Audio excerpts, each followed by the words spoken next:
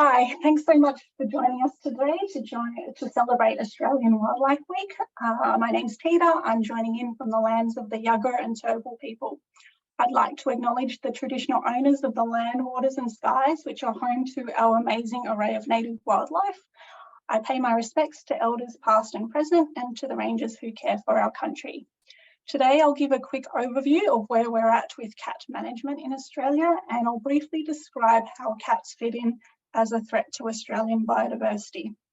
I'll do a quick snapshot of how cats fit in, how cats are managed in each jurisdiction, and highlight the key strengths and weaknesses, and finish off with an opportunity to improve cat management in Australia. So on a global scale, the biggest threats to biodiversity are overexploitation, agriculture, and urban development. But here in Australia, the story is a little bit different. Invasive species followed by ecosystem modification, particularly changed bioregimes, and agriculture are the most prevalent threats to Australia's threatened species. This is because of Australia's geographical isolation. That's thought to be one of the main reasons that our wildlife is particularly susceptible to invasive species, in particular foxes and cats. But in this talk, I'll focus on cat impacts. Cats in Australia have a much more severe impact than in other continents, and this is thought to be for three key reasons. Firstly, Australian wildlife has evolved without any cat-like predators.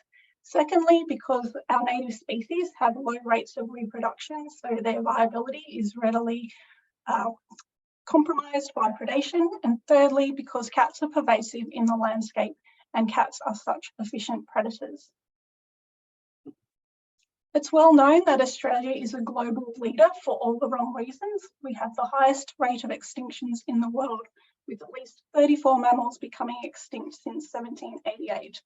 This includes species like the pig-footed bandicoot, white-footed rabbit rats, the desert bilby, and 4 species of hopping mice. Cats have played a primary role in 28 of these extinctions, and cats are a primary threat to our native wildlife.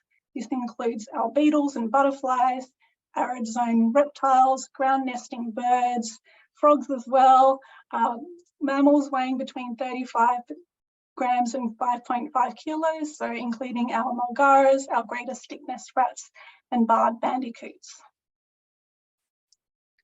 I'm not going to go into detail about the varying concerns of impacts of cats. I'll let you read this slide for yourself, other than to say that there have been concerns expressed by early naturalists, Indigenous rangers, and conservation scientists, and increasingly amongst community members across Australia.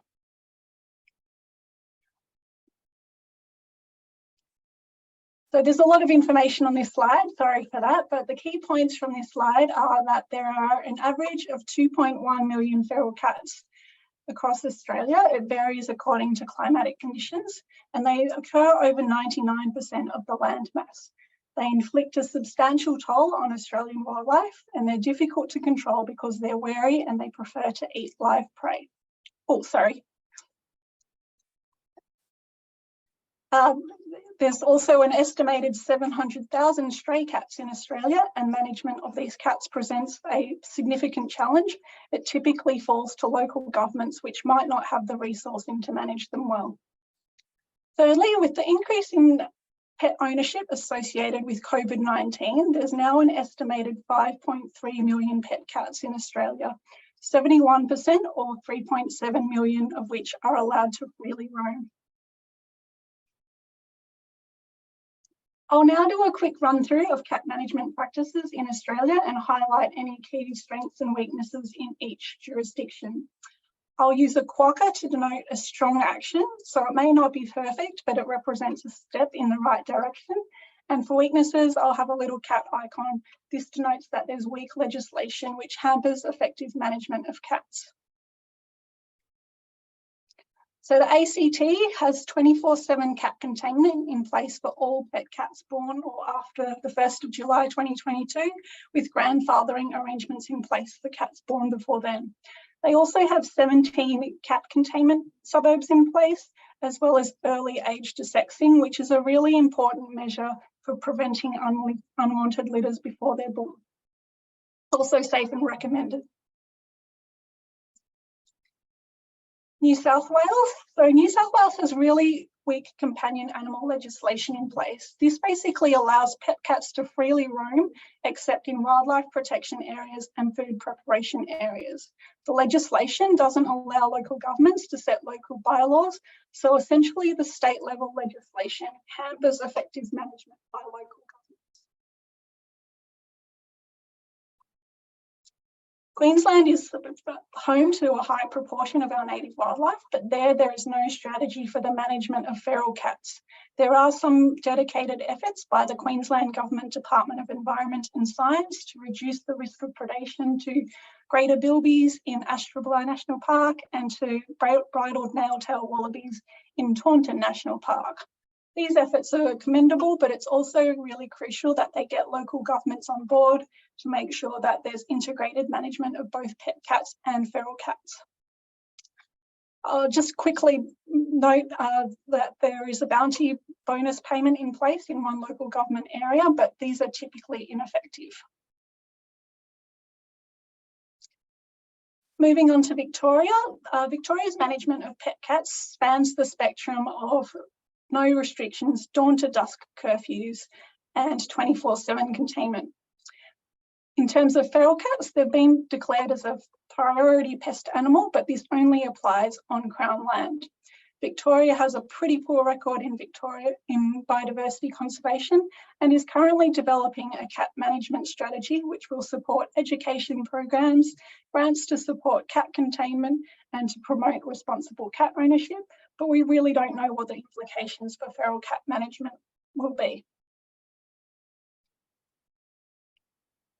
Similar to the rest of Australia, the management of cats in Tasmania is highly variable, with the most concerted efforts in place being in Kingborough Council and Bruny Island, where there's dedicated funding in place. Of note, there is a Tassie Cat program in place, which also provides a centralised source of information that encourages responsible cat ownership and a level of regional coordination for cat management. Cat management in South Australia is similarly patchy. There are common reports of cat overpopulation across South Australia, and there's been some efforts to address this issue by animal welfare organisations. Local governments can set local bylaws, so that's an important thing, but local councils don't always have the compliance and enforcement powers they need. Local governments have also attempted to put some cat containment measures in place, but at times they may face criticism and backlash. There are plans to develop a statewide approach to cat management and also some dedicated biodiversity legislation, so that'll be good to see, but will take time. The Northern Territory is the only jurisdiction in Australia which does not have companion animal legislation in place. So this is an important mechanism which can foster responsible pet ownership and provide an overarching framework for local governments to work with.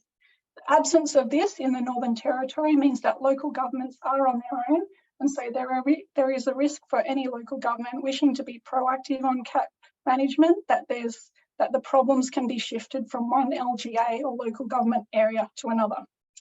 In terms of feral cats, there are some cat control programs in place, particularly to protect the critically endangered central rock rat in Central Australia and for a range of species on the Tiwi Islands.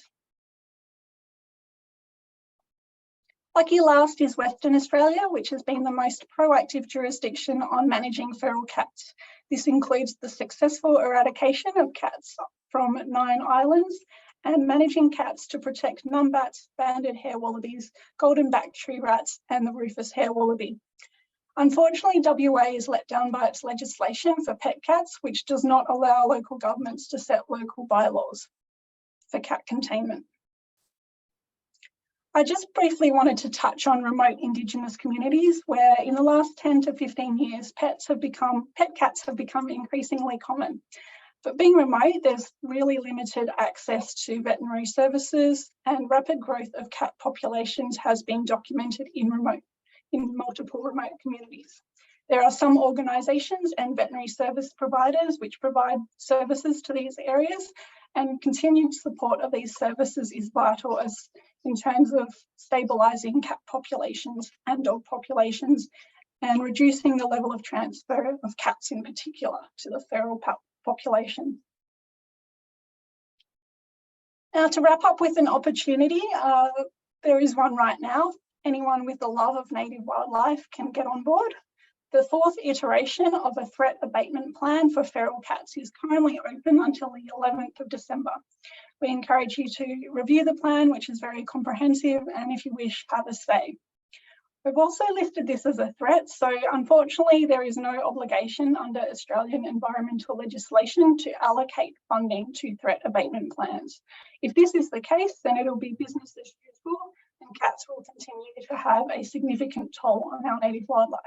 But if it's fully funded, then we can start to turn things around. To